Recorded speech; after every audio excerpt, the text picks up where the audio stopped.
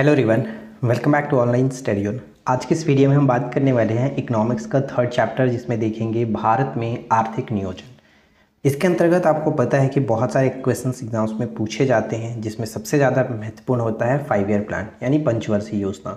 पंचवर्षीय योजना से रिलेटेड तो मैंने बहुत सारे वीडियोज़ बनाए हुए हैं, आपने पहले भी देखा होगा, लेकिन ये हमारा चल रहा है टॉपिक वाइज, तो ये बहुत इंपॉर्टेंट है आपके लिए। तो इस वीडियो के साथ एंड तक बने रहिए और जितने भी क्वेश्चन यहाँ पे आपको बताए जाएंगे, समझाए जाएंगे, उनको अच्छे से ध्यान में रखेंगे। तो चलिए फिर इस वीडियो को शुरू करते हैं।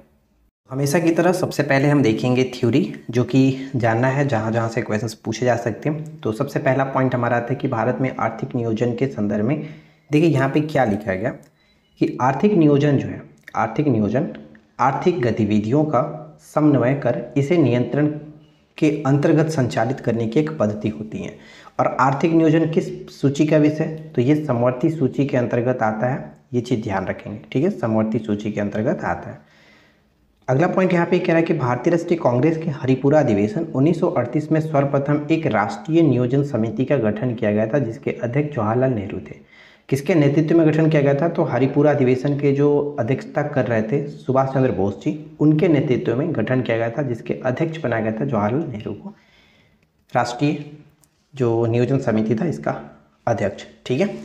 इसके बाद एक पॉइंट यहाँ पे भी याद रखिएगा कि भारत में आर्थिक नियोजन से संबंधित एक पुस्तक था जिसका नाम था भारत के लिए नियोजित अर्थव्यवस्था, यानी कि प्लान्ड इकोनॉमी फॉर इंडिया, 1934 में प्रकाशित की गई थी, जिसके लेखक एम विश्वेश्वरैया थे। और ये बहुत ज़्यादा इंपॉर्टेंट बुक हो जाता है, इसको याद रखेंगे, ठीक है। अब चलिए हम यहाँ पे शुरू करते हैं कि भारत में पंचवर्षीय योजना किस तरह से रहा, क्या क्या इसमें आपको देखना है। देखिए यहाँ पे एक तरह से योजना है, उनकी अवधि ली गई है, लक्ष्य रखा गया, प्राप्ति क्या हुआ और विशेषता क्या रही। लेकिन इसमें सबसे ज़्यादा महत्वपूर्ण होता है आपको बस 3 चीज़, जैसे योजना, इनकी अवधि क्या रही और इनकी विशेषता क्या रही। तो प्रथम पंचवर्षीय योजना 1951 से 56 में स्टार्ट हुआ, 51 से 56 तक चला था, और ये हेराल्ड एवं डोमर के मॉडल पर आधारित था। इसमें सर्वाधिक जो वरीयता दी गई थी, यानी कि सर्वाधिक जो विकास करने का लक्ष्य रखा गया था, वो कृषि पर विशेषता दी गई थी, कृषि को लक्ष्य रखा गया था। इसका लक्ष्य था 2.1% विकास के लिए, लेकिन प्राप्ति जो हुआ 3.6%, यानी एक तरह से देखा जाए तो काफ़ी अच्छा सफल ये रहा। इसी तरह से द्वितीय पंचवर्षीय योजना की बात करते हैं, जो कि 1956 से लेकर के 61 तक चला, और इसमें अपने लक्ष्य से थोड़ा सा कम ये प्राप्त हुआ। सेकेंड पॉइंट यहाँ पे ये याद रखना है आपको कि द्वितीय पंचवर्षीय योजना जो है महालनोबिस मॉडल पर आधारित था, साथ ही साथ आधारभूत एवं भारी उद्योग के विकास पर यह आधारित था। यानी इस पर जो विशेष जोर दिया गया था वो क्या है, आधारभूत एवं भारी उद्योगों के विकास पर जोर दिया गया था। और इसमें आपको पता है कि बहुत सारे प्लांट की स्थापना भी की गई थी इस अवधि में, जैसे कि पनबिजली और भिलाई, दुर्गापुर, राउरकेला में 5 स्टील प्लांट की स्थापना की गई थी।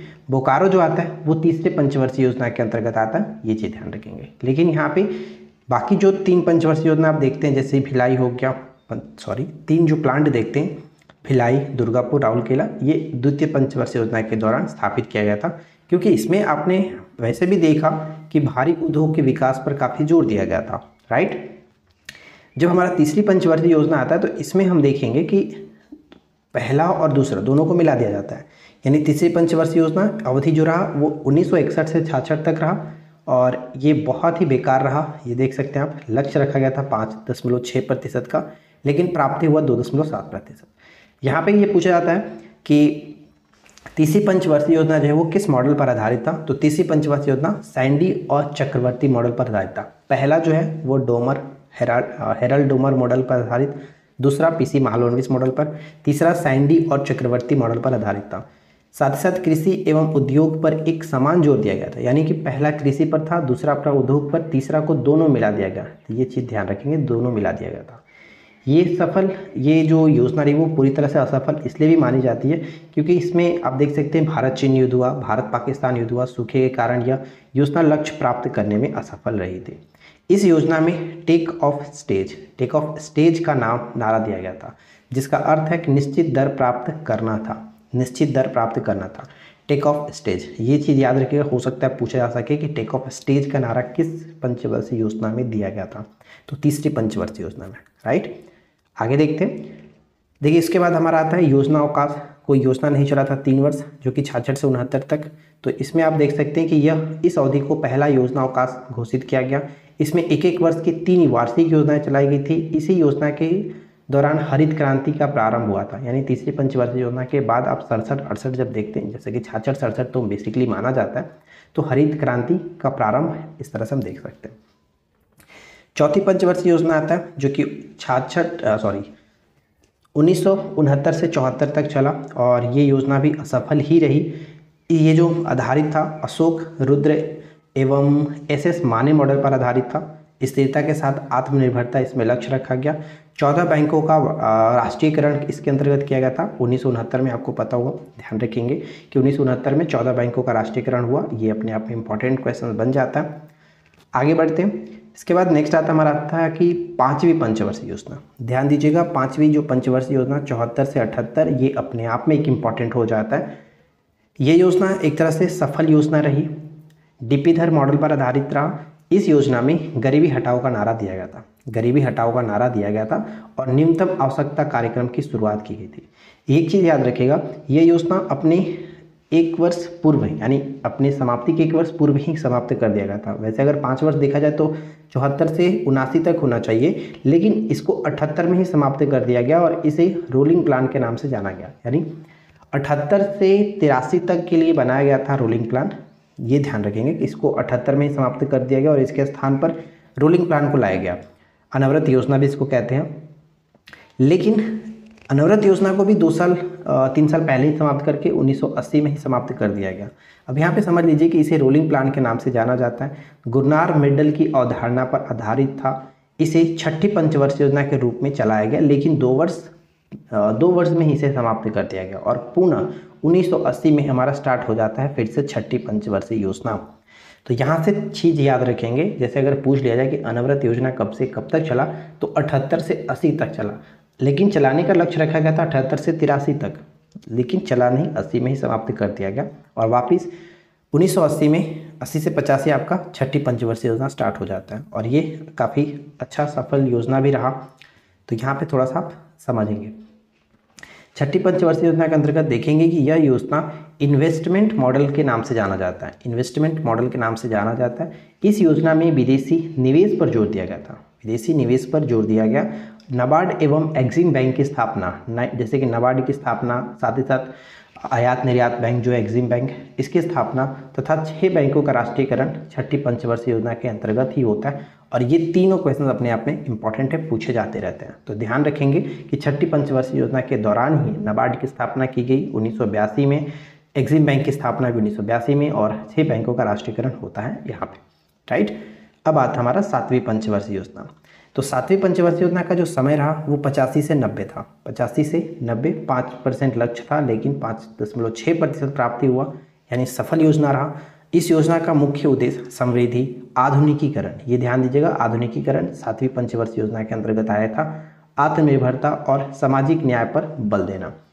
इस योजना में स्पीड पोस्ट की व्यवस्था की शुरुआत की गई। स्पीड पोस्ट व्यवस्था की शुरुआत 1985 में, तो ये चीज़ ध्यान रखेंगे, अच्छा इंपॉर्टेंट क्वेश्चन बन जाता है। स्पीड पोस्ट व्यवस्था की शुरुआत 7वीं पंचवर्षीय योजना के दौरान की गई थी, राइट। फिर से योजना अवकाश आता है 90 से 92 तक और इसे सेकेंड प्लान्ड हॉलीडे के नाम से जाना था और नई आर्थिक नीतियाँ यहाँ पे लागू की जाती है। इसके बाद आगे बढ़ते हैं। नेक्स्ट हमारा देखते हैं 8वीं पंचवर्षीय योजना। तो 92 से 97 तक, और ये भी एक तरह से सफल योजना रहा। वेग मिलर मॉडल पर आधारित था, वेग मिलर मॉडल पर। इस योजना का मुख्य उद्देश्य मानव संसाधन पर विकास, ये कई बार पूछा जाता रहता है। 8वीं पंचवर्षीय योजना, ध्यान रखिएगा, मानव संसाधन पर विकास।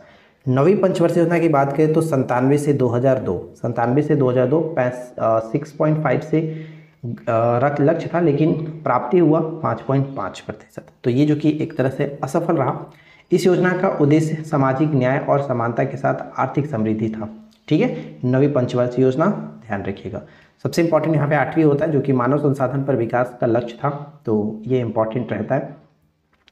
नेक्स्ट आता है 10वीं पंचवर्षीय योजना, जो कि 2002 से 7 तक चला और ये भी थोड़ा सा असफल रह गया अपने लक्ष्य को प्राप्त करने में। सभी बच्चों को 2003 तक स्कूलों में प्रवेश दिलाना और 2007 तक सभी बच्चों की स्कूली पढ़ाई को 5 साल पूरा करना था। और वानिकीकरण को बढ़ावा देना इसका एक ये भी लक्ष्य था, वानिकीकरण। चलिए आगे देखते हैं। अब इसके बाद आता हमारा 11वीं पंचवर्षीय योजना जो कि 7 से 12 तक चला और ये भी एक तरह से असफल ही देखने को मिलता है। इसमें समावेशी विकास का नारा दिया गया था, समावेशी विकास का नारा दिया गया और अब तक सर्वाधिक विकास दर इसी योजना से प्राप्त की गई थी। ठीक है, सबसे जो मतलब कि देखिए लक्ष्य तो 8.1 का रखा गया था, लेकिन इसमें जो प्राप्त हुआ 7.8। बाकी जितने भी योजनाएं थी उसमें जितने भी प्राप्त हुआ उसमें से सबसे ज़्यादा प्राप्ति था 7.8% का लक्ष्य। इसलिए एक तरह से देखा जाता है कि सबसे सफल योजना भी माना जाता है। भले ही अपने लक्ष्य को प्राप्त नहीं कर सका, लेकिन पिछले की तुलना में देखा जाता है तो ये सबसे अच्छा प्रदर्शन रहा, इसलिए कहा जाता है कि सर्वाधिक विकास दर इसी योजना में प्राप्त की गई थी। 12वीं पंचवर्षीय योजना और अंतिम पंचवर्षीय योजना रहा जो कि यहाँ पे 2012 से 17 तक 8.1 का लक्ष्य रखा गया था। बाद में इसमें संशोधन भी किए गए थे। इस योजना का उद्देश्य था तीव्र संपोषणीय और अधिक समावेशी विकास करना। तो ये रहा पूरा पंचवर्षीय योजना से रिलेटेड जो भी डेटा थे हमने देख लिया और यहाँ से बहुत सारे क्वेश्चंस बनते हैं जो कि मैं आपको एमसीक्यू इसी वीडियो में कराने वाला हूँ। आपका रिवीजन भी अच्छे से हो जाएगा, तो ध्यान में रखेंगे। और यहाँ पे देखिए एक छोटे से डेटा में सब कुछ दिया गया है, तो आप चाहो तो इसको एक बार स्क्रीनशॉट लेकर के पढ़ लीजिएगा या फिर पीडीएफ तो मैं वैसे भी डाल दूंगा, तो आपको कोई दिक्कत नहीं होगी। अब देखिए नीति आयोग की बात कर लेते हैं, क्योंकि छोटा सा ये भी एक टॉपिक हो जाता है नीति आयोग, क्योंकि 2015 में इसको समाप्त किया, योजना आयोग को समाप्त करके नीति आयोग लाया गया था, तो ये अपने आप में इम्पॉर्टेंट होता है। नीति आयोग का गठन 1 जनवरी 2015 को किया गया। नीति आयोग योजना आयोग के स्थान पर अस्तित्व में आया। बाकी चीज़ तो इसमें आपको पता ही है, ज़्यादा मुझे नहीं लगता है कुछ बताने की ज़रूरत है क्या है क्या नहीं है, लेकिन यहाँ पे आप चाहो तो इसको पढ़ना चाहे तो आप पढ़ सकते हैं। ठीक है, नीति आयोग का गठन से संबंध देखिए इसमें क्या क्या चीज़ें दी जाती हैं, जैसे कि अध्यक्ष जो होते हैं भारत के प्रधानमंत्री होते हैं। गवर्निंग काउंसिलिंग में बात करें तो राज्यों और मुख्यमंत्री और केंद्र शासित प्रदेशों के उपराज्यपाल होते हैं। क्षेत्रीय परिषद में ये सब शामिल होते हैं। उपाध्यक्ष के रूप में प्रधानमंत्री द्वारा नियुक्त किया जाता है। सदस्य 2 तरह से होते हैं, पूर्णकालिक और अंशकालिक होते हैं। पदेन सदस्य केंद्रीय मंत्रिपरिषद से अधिकतम 4 सदस्य प्रधानमंत्री द्वारा नामित, इस तरह से यहाँ पे होता है। राइट, मैं आप लोगों से छोटा सा क्वेश्चन पूछूंगा कि नीति आयोग के बारे में जो आपको अभी फिलहाल पता है, जैसे कि अभी वर्तमान में इसके अध्यक्ष कौन है, वैसे अध्यक्ष तो सभी को पता है, सीईओ कौन है, इसके उपाध्यक्ष कौन है, ये सब कुछ आप नीचे कमेंट करके बताइए। तब तक अगर आपने वीडियो को लाइक नहीं किया तो वीडियो को लाइक कर दीजिए, चैनल को सब्सक्राइब कर लीजिए, क्योंकि यहाँ पे आपको हम टॉपिक वाइज इकोनॉमिक्स को इसी तरह से कंप्लीट कराने की पूरी कोशिश करेंगे। इसमें आप लोगों का सपोर्ट चाहिए और आप लोगों का प्यार चाहिए। तो चलिए फिर इस वीडियो को हम बढ़ाते हैं आगे और अब हम एमसीक्यू देखते हैं। जो भी आपने ऊपर में पंचवर्षीय योजना से रिलेटेड सब कुछ डाटा देखा, अब उस पर हम लोग आधारित एमसीक्यू कवर करते हैं। कुछ चीज़ें जो थी वो यहाँ पे मिसिंग था, जैसे कि मैंने आपको ऊपर में जो भी आपको थ्योरी दिखाया उसमें कुछ चीज़ें मिस थी। तो यहाँ पे मैंने लिख रखा है कि भारत की सभी पंचवर्षीय योजनाओं की सूची या फिर भारत में आर्थिक नियोजन की अवधारणा कहाँ से लिया गया, रूस से लिया गया। उस वक्त इसको यूएसएसआर यानी पूर्व सोवियत संघ के नाम से जाना जाता था, वहाँ से ली गई थी। प्रथम प्रधानमंत्री जवाहरलाल नेहरू द्वारा 1951 में देश में आर्थिक विकास की गति देने के लिए पंचवर्षीय योजना की शुरुआत की गई थी 1951 में। ठीक है, भारत की पहली पंचवर्षीय योजना 1951 में शुरू की गई और 12वीं यानी अंतिम पंचवर्षीय योजना 2017 में समाप्त हो गई थी। प्रथम पंचवर्षीय योजना 51 से 56 हेराल्ड डोमर मॉडल पर आधारित था। दूसरी पंचवर्षीय योजना 56 से 61 तक चला, जो कि पीसी महालनोबिस मॉडल पर आधारित था। तो ये छोटा सा पॉइंट था जो कि मैंने ऊपर में आपको बताया था, लेकिन कुछ चीज़ें इसमें थी जो कि मिसिंग थी। अब चलिए हम एमसीक्यू शुरू करते हैं, तो वीडियो के साथ आखिरी तक आप बने रहिएगा और अच्छे से टेस्ट दीजिए। करीब यहाँ पे मैंने 40+ क्वेश्चंस रखा है, तो अच्छे से आपका रिवीजन हो जाएगा। सबसे पहला प्रश्न कि भारत की किस पंचवर्षीय योजना में प्राथमिकता को विकास से हटाकर यानी विकास से हटाकर के प्रतिरक्षा की ओर केंद्रित किया गया था। देखिए प्रतिरक्षा, रक्षा को अगर आप ध्यान रखोगे तो ये आपको समझ में आ जाएगा कि युद्ध हमें कहाँ देखने को मिला था, तीसरी पंचवर्षीय योजना के अंतर्गत। तीसरी पंचवर्षीय योजना असफल भी इसी कारण से रहा क्योंकि इसमें 2 युद्ध देखने को मिला, चीन और पाकिस्तान के साथ। तो फिलहाल सही आंसर हमें ऑप्शन सी पे टिक करेंगे। अब इसके बारे में थोड़ा सा पढ़ सकते हैं यहाँ पे कि तीसरी पंचवर्षीय योजना के समय 1962 में भारत और चीन के बीच युद्ध हुआ। इसके बाद 65 में भारत और पाकिस्तान के बीच युद्ध हुआ। इस योजना की प्राथमिकता को प्रतिरक्षा की ओर केंद्रित किया गया था। राइट, आगे बढ़ते हैं। इसके बाद हमारा सेकेंड क्वेश्चन आता है कि किस पंचवर्षीय योजना में राष्ट्रीय महिला कोष राष्ट्रीय महिला कोष की स्थापना मार्च 1993 में एक स्वतंत्र पंजीकृत सोसाइटी के रूप में की गई थी। यानी यहाँ पे देखिए राष्ट्रीय महिला कोष की स्थापना कब हुआ, ये क्वेश्चन पूछा जा सकता है। मार्च 1993 में किया गया था।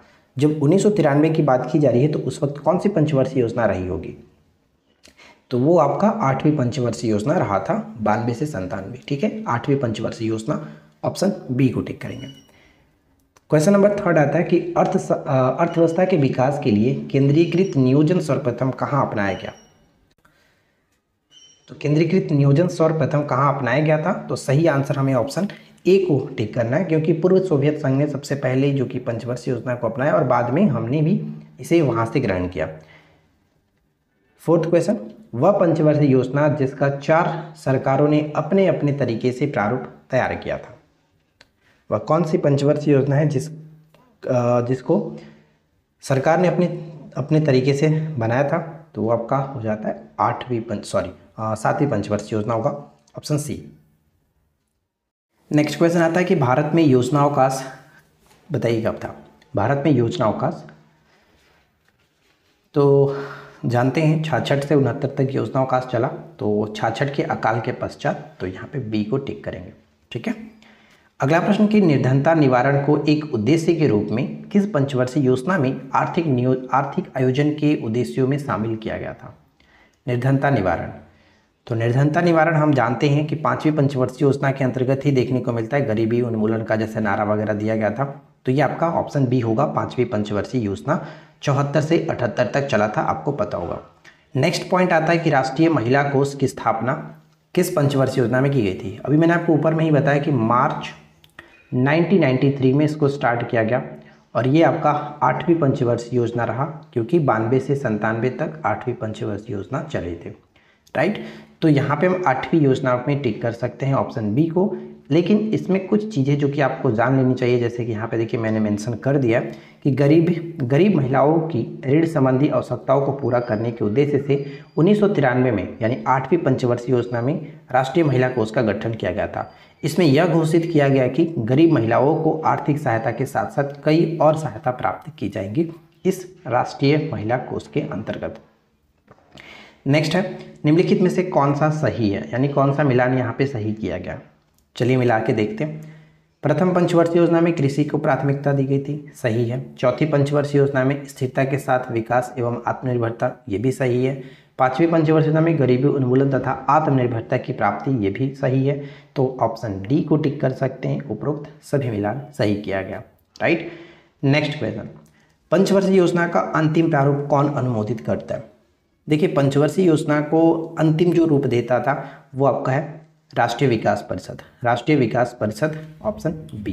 राइट, नेक्स्ट, निम्न में से किस पंचवर्षीय योजना का मुख्य फोकस बिंदु न्यायपूर्ण वितरण और समानता के साथ विकास रखा गया था। न्यायपूर्ण वितरण और समानता के साथ विकास रखा गया था। सी हो जाएगा नवीं पंचवर्षीय योजना। नवीं पंचवर्षीय योजना, ऑप्शन सी। 8वीं पंचवर्षीय योजना के दौरान अगस्त 1996 में किसकी अध्यक्षता में विनिवेश आयोग का गठन किया गया। 8वीं पंचवर्षीय योजना के दौरान अगस्त 1996 में किसकी अध्यक्षता में विनिवेश आयोग का गठन किया गया। तो देखिए 1996 में, यानी कि बात 8वीं पंचवर्षीय योजना की जा रही है, यहाँ पे भी मेंशन है, क्लियर है। अध्यक्षता की बात करें तो जेवी रामकृष्ण थे, इनकी ही अध्यक्षता में विनिवेश आयोग का गठन किया गया, ऑप्शन बी। नेक्स्ट वन है, 1977 में केंद्र में सत्ता परिवर्तन होने पर जनता सरकार ने 1978 में 5वीं पंचवर्षीय योजना को 1 वर्ष पूर्व ही इसे समाप्त करके 1 अप्रैल 1978 से कौन सी योजना शुरू की। यानी जनता सरकार ने 1978 से कौन सी योजना स्टार्ट की थी, जिसे हम लोग रोलिंग प्लान या फिर अनवरत योजना के नाम से जानते हैं। अनवरत योजना के नाम से जानते हैं, लेकिन इंदिरा गांधी की सरकार ने 1980 में पुनः से इसे समाप्त करके 6वीं पंचवर्षीय योजना स्टार्ट कर दी थी। राइट, तो ये सब कुछ आपको अच्छे से याद होना चाहिए। अब आगे बढ़ने से पहले मैं आपको बोलूँगा कि अगर आपने अभी तक वीडियो को लाइक नहीं किया है और साथ ही साथ चैनल को सब्सक्राइब नहीं किया है, तो यार आपसे रिक्वेस्ट है कि सब्सक्राइब कर लीजिए, ताकि आपको आने वाली वीडियो की नोटिफिकेशन मिलती रहे। 1950 ईस्वी में जेपी नारायण द्वारा प्रस्तुत की गई योजना के आधार पर 15 मार्च 1950 को योजना आयोग का गठन किया गया था। यानी किस योजना के आधार पर 1950 में योजना आयोग का गठन हुआ। तो सर्वोदय योजना, ठीक है, सर्वोदय योजना ऑप्शन डी, जो कि जयप्रकाश नारायण के द्वारा 1950 में स्टार्ट किया गया था। ये तृतीय पंचवर्षीय योजना का उपनाम क्या था? देखिए, तृतीय पंचवर्षीय योजना को हम लोग एक और नाम से जानते हैं, जिसे गॉडगिल योजना के नाम से जाना जाता है, ठीक है, गॉडगिल योजना। तो ऑप्शन यहाँ पे बी को टिक करना। अगला प्रश्न, ये किस वर्ष गठित नियोगी समिति की संस्तुति पर 15 मार्च 1950 को योजना आयोग का गठन किया गया? नियोगी समिति, तो नियोगी समिति का जो गठन किया गया था वो आपका है 1946 में नियोगी समिति के संस्तुति पर 15 मार्च 1950 को योजना आयोग का गठन को किया गया। और ये क्वेश्चन बहुत बार पूछा जाता था कि योजना आयोग का गठन कब किया गया था? 15 मार्च 1950। नियोगी समिति की सिफारिश पर कब राष्ट्रीय विकास परिषद का गठन हुआ? राष्ट्रीय विकास परिषद का गठन, जो कि पंचवर्षीय योजना को अंतिम रूप देने का कार्य यही करता था, राष्ट्रीय विकास परिषद, इसका गठन 6 अगस्त 1952 को, 6 अगस्त 1952 ऑप्शन ए। 1944 में आचार्य श्रीमन नारायण अग्रवाल द्वारा देश के आर्थिक विकास के लिए प्रस्तुत की गई योजना का नाम क्या है? 1944 में जो श्रीमन नारायण अग्रवाल के द्वारा स्टार्ट की गई आर्थिक विकास के लिए योजना थी, उसका नाम क्या था? उसका नाम होता है गांधीवादी योजना, ठीक है, ऑप्शन बी, गांधीवादी योजना। नेक्स्ट वन आता है कि समन्वित ग्रामीण विकास योजना किस वर्ष प्रारंभ की गई? समन्वित ग्रामीण विकास योजना किस वर्ष प्रारंभ की गई थी? तो ऑप्शन डी हो जाएगा 1978 से 79 में, 1978 से 79 में। इसके बारे में थोड़ा सा यहाँ पे आप पढ़ना चाहे तो पढ़ सकते हैं कि 78-79 में प्रारंभ की गई थी। इसकी मुख्य विशेषता चयनित परिवारों को कृषि, बागवानी, पशुपालन, बुनाई और हस्तशिल्प और सेवाओं और व्यावसायिक गतिविधियों जैसे विभिन्न गतिविधियों में रोजगार लेकर के गरीबी रेखा को पार करने में सक्षम बनाना था। तो ये कुछ आप थोड़ा सा याद रखेंगे, समझ सकते हैं। नेक्स्ट आता है कि आर्थिक और सामाजिक योजना को भारत के संविधान की 7वीं अनुसूची में किस सूची में रखा गया? 7वीं अनुसूची के किस सूची में रखा गया? तो देखिए, आर्थिक और सामाजिक जो योजना है वो हमारी समवर्ती सूची के अंतर्गत आता है, ऑप्शन सी, समवर्ती सूची के अंतर्गत। नेक्स्ट, राष्ट्रीय विकास परिषद की बैठक एक वर्ष में कम से कम कितनी बार हो सकती है, होनी चाहिए? राष्ट्रीय विकास परिषद जिसकी स्थापना 6 अगस्त 1952 को किया गया, इसका बैठक एक वर्ष में कम से कम 2 बार होना चाहिए, ऑप्शन बी, 2 बार। 7वीं योजना में सर्वोदय योजना को बढ़ावा दिया गया, सर्वोदय उद्योग है। 7वीं योजना के अंतर्गत सर्वोदय उद्योग को बढ़ावा दिया गया। तो सर्वोदय उद्योग क्या है? तो ये वे उद्योग जिनकी देश में और निर्यात बाजार में बढ़ी मांग है, ऑप्शन डी। नेक्स्ट वन की 1982-83 में छठी पंचवर्षीय योजना के दौरान किसके सहयोग से ग्रामीण महिला और बालोत्थान योजना की शुरुआत की गई थी? यानी किसके सहयोग से ग्रामीण महिला और बालोत्थान योजना की शुरुआत की गई थी? डेनमार्क, ठीक है, डेनमार्क यहाँ पे करेक्ट होगा। 7वीं पंचवर्षीय योजना में स्वतंत्र भारत की पहली विकेंद्रित योजना जवाहर रोजगार योजना कब शुरू की गई? तो जवाहर रोजगार योजना स्टार्ट किया गया था 1 अप्रैल 1979 को, 1 अप्रैल 1979 को 7वीं पंचवर्षीय योजना के अंतर्गत। नेक्स्ट आता है कि किस पंचवर्षीय योजना का मुख्य उद्देश्य 21वीं शताब्दी में भारत को आर्थिक महान शक्ति बनाना? आर्थिक महान शक्ति बनाना, तो 10वीं पंचवर्षीय योजना का मेन लक्ष्य था, 10वीं पंचवर्षीय योजना का। अगला है कि निम्न में से किस पर छठी पंचवर्षीय योजना के विशेष बल दिया गया? किस पर छठी पंचवर्षीय योजना में विशेष बल दिया गया था? तो छठी पंचवर्षीय योजना के अंतर्गत अगर हम देखें तो गरीबी निवारण तथा रोजगार सृजन, यहाँ पे ऑप्शन सी बनेगा करेक्ट आंसर। किस वर्ष NEFT की शुरुआत की गई? देखिए, कभी कभी NEFT का फुल फॉर्म पूछ लिया जा सकता है कि नेशनल इलेक्ट्रॉनिक फंड ट्रांसफ़र, जो हम लोग करते हैं NEFT से ट्रांसफ़र, उसकी शुरुआत कब की गई थी? तो ध्यान रखना है कि इसकी शुरुआत की गई थी 2005 में, ठीक है, 2005 में इसकी शुरुआत की गई, ऑप्शन डी। नेक्स्ट वन है कि कांग्रेस सरकार ने अपने कार्यकाल लागू कौन सी पंचवर्षीय योजना की अवधि 80 से 85 तक निश्चित की थी? तो 80 से 85 हमारा आता है छठी पंचवर्षीय योजना, ठीक है, छठी ऑप्शन डी हो जाएगा, जिसके अंतर्गत नाबार्ड की स्थापना हुआ, साथ ही साथ एग्जिम बैंक की स्थापना की गई। नेक्स्ट आता है कि द्वितीय पंचवर्षीय योजना अवधि में स्थापित 3 लौह इस्पात संयंत्रों में कौन शामिल नहीं है? तो उस वक्त 3 लौह इस्पात संयंत्र स्थापित किए गए थे, दुर्गापुर, भिलाई, राउरकेला, लेकिन बोकारो इसके अंतर्गत नहीं था। ये तीसरी पंचवर्षीय योजना के अंतर्गत स्थापित हुआ। पंचवर्षीय योजना के इतिहास में भारत की सर्वाधिक असफल योजना कौन माने जाते हैं? सर्वाधिक असफल जहां पर युद्ध देखने को मिला, अकाल देखने को मिला, वो हमारा तीसरा पंचवर्षीय योजना रहा। ठीक है, तीसरा पंचवर्षीय योजना 62 में चीन के साथ, 65 के साथ पाकिस्तान के साथ युद्ध हुआ। अगला है कि द्वितीय पंचवर्षीय योजना के संदर्भ में निम्नलिखित कथनों पर विचार करिए। द्वितीय पंचवर्षीय योजना के संदर्भ में पहला पॉइंट कि यह योजना पीसी महालनोबिस मॉडल पर आधारित था, सही है। इसमें भारी उद्योग और खनिजों को उच्च प्राथमिकता दी गई थी, ये भी सही है। तो सी को टिक कर सकते हैं कि दोनों के दोनों पॉइंट्स बिल्कुल करेक्ट है। 1934 में भारत के लिए नियोजित अर्थव्यवस्था यानी कि प्लान्ड इकोनॉमी फॉर इंडिया किसने लिखी है? ये जो पुस्तक है किसने लिखा? ऊपर मैंने आपको स्टार्टिंग में ही बताया था, sir M Visvesvaraya. Sir M Visvesvaraya, option B. Next one कि काम के बदले अनाज, काम के बदले अनाज कार्यक्रम किस पंचवर्षीय योजना में शुरू किया गया? ये एनटीपीसी में भी 2 बार पूछा गया है। काम के बदले अनाज कार्यक्रम किस पंचवर्षीय योजना में स्टार्ट किया गया? तो राइट आंसर ऑप्शन सी हो जाएगा, 5वीं पंचवर्षीय योजना के अंतर्गत। ठीक है, 5वीं पंचवर्षीय योजना के अंतर्गत। नाबार्ड की स्थापना किस पंचवर्षीय योजना के दौरान की गई? देखिए, नाबार्ड की स्थापना मैंने आपको ऊपर बताया 6ठी पंचवर्षीय योजना हो जाएगा, ऑप्शन सी, यानी कि जो आपका 1982 में भारत में गरीबी हटाओ का नारा किस पंचवर्षीय योजना के अंतर्गत दिया गया था? गरीबी हटाओ का जो नारा है वो 5वीं पंचवर्षीय योजना में, 5वीं, ऑप्शन सी। किस पंचवर्षीय योजना में आत्मनिर्भरता का लक्ष्य रखा गया? किस योजना में आत्मनिर्भरता का लक्ष्य रखा गया था? तो सही क्या बनेगा? सही हो जाता है ऑप्शन डी, 4थी पंचवर्षीय योजना। 4थी पंचवर्षीय योजना किस योजना को पूरी होने से 1 वर्ष पूर्व ही समाप्त कर दिया गया था? तो इस प्रश्न का सही आंसर मैं नहीं बताने वाला हूँ, अब आप खुद बताइए कि क्या हुआ सही आंसर। 36 का आंसर क्या बनने वाला है, कमेंट करके बताइएगा।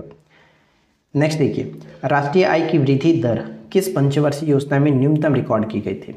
राष्ट्रीय आय की वृद्धि दर किस पंचवर्षीय योजना में न्यूनतम रिकॉर्ड की गई थी? वो आता है आपका तीसरी पंचवर्षीय योजना, जो सबसे असफल भी रही थी। नेक्स्ट है कि पहली पंचवर्षीय योजना कब प्रस्तुत की गई? यहाँ पे डेट के साथ याद रखना है। 51 तो सभी को पता है, लेकिन डेट याद रखिएगा, 9 जुलाई। ठीक है, 9 जुलाई 1951 को पहला योजना प्रस्तुत हुआ। पंचवर्षीय योजना को आगे बढ़ाने के लिए किस आयोग का गठन किया गया था? तो पंचवर्षीय योजना को आगे बढ़ाने के लिए योजना आयोग का गठन किया गया था 15 मार्च 1950 को। देश में छात्रवृत्ति का आरंभ किस योजना के समय हुआ? देश में छात्रवृत्ति का आरंभ किस योजना के अंतर्गत माना जाता है? तो द्वितीय पंचवर्षीय योजना के दौरान। और एक चीज़ ये भी याद रखिएगा कि भारत एक मिश्रित अर्थव्यवस्था है, तो मिश्रित अर्थव्यवस्था को भी अपनाया गया था दूसरी पंचवर्षीय योजना में। अशोक रुद्र एवं एस माने मॉडल पर आधारित पंचवर्षीय योजना कौन थी? तो वो आपका हो जाता है 4थी पंचवर्षीय योजना, जो कि अशोक रुद्र एवं एस माने मॉडल पर आधारित था। यहाँ पे इनके बारे में मैंने अच्छे से लिखा है, आप यहाँ पे पढ़ सकते हैं कि 4थी पंचवर्षीय योजना जो कि 69 से 74 तक, 4थी पंचवर्षीय योजना के समय में हमारे देश में भारत की पहली महिला प्रधानमंत्री इंदिरा गांधी बनी। इसके बाद पंचवर्षीय योजना का नेतृत्व इंदिरा गांधी ने संभाल लिया। इंदिरा गांधी जी की सरकार ने देश के 14 बैंकों का राष्ट्रीयकरण, यानी 1969 की बात जब कर रहे हैं तो 14 बैंकों का राष्ट्रीयकरण बनाया। इसके अलावा 1971 में हो रहे चुनाव के दौरान उन्होंने गरीबी हटाओ का नारा भी दिया था।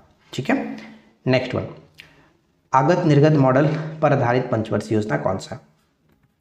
आगत निर्गत मॉडल पर आधारित पंचवर्षीय योजना कौन सा था? तो ये आपका 10वीं पंचवर्षीय योजना जो है वो आगत निर्गत मॉडल पर आधारित था। यहाँ पे इसके बारे में आप पढ़ना चाहें तो पढ़ सकते हैं।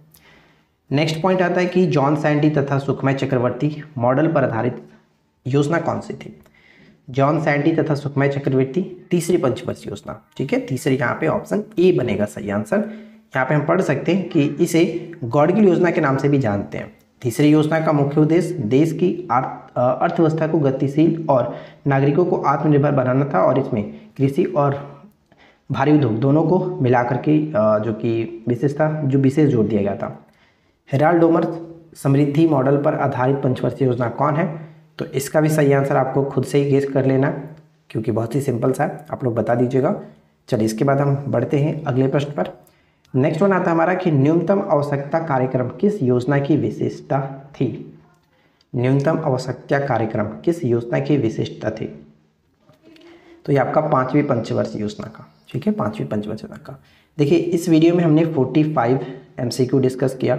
पंचवर्षीय योजना से रिलेटेड सब कुछ मैंने आपको अच्छे से कवर कर दिया। अगर आपको ये वीडियो अच्छा लगा हो तो प्लीज़ वीडियो को लाइक करिए, फ्रेंड के साथ शेयर करिए और इस सीरीज़ को सपोर्ट करिए, जितना ज़्यादा हो सके शेयर किया करिए। और अगर आपने अभी तक चैनल को सब्सक्राइब नहीं किया तो प्लीज़ सब्सक्राइब करके नोटिफिकेशन बेल आइकन कॉल पे सेट कर लीजिए, ताकि आने वाली वीडियो की नोटिफिकेशन आपको मिलती रहे। तो मिलते हैं हम इसी प्रकार के नेक्स्ट वीडियो में नए टॉपिक के साथ। Thanks for watching, keep learning, have a good day.